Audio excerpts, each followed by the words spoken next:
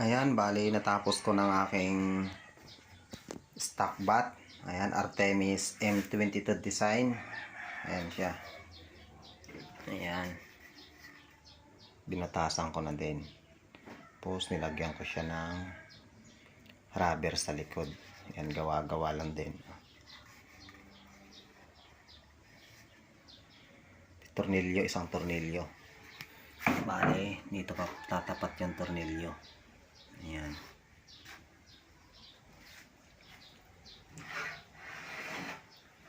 Eight mm na siya. Ayan. Bolt barrel. Bolt action. Ayan siya. Tapos di kalas ang madaling kalasin ang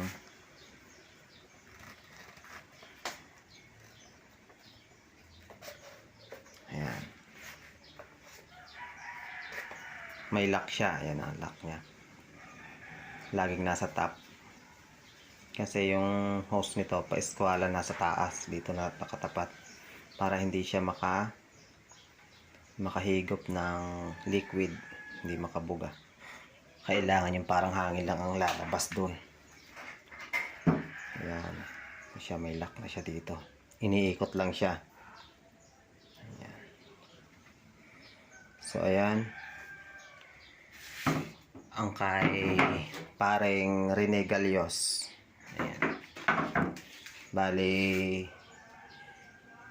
scope railing na lang ang kulang. Nalagyan ko pa siya dito ng railing. Tapos, pintura at varnish. Varnishan na lang natin yung bat natin para naman elegante yung design. Ayan.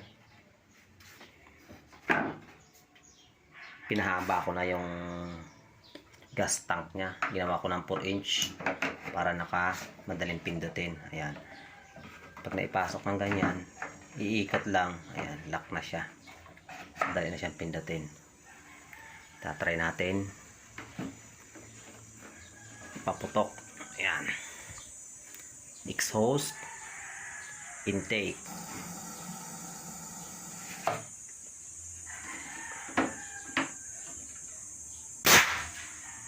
Ayan. Pwede na siyang pan-deliver.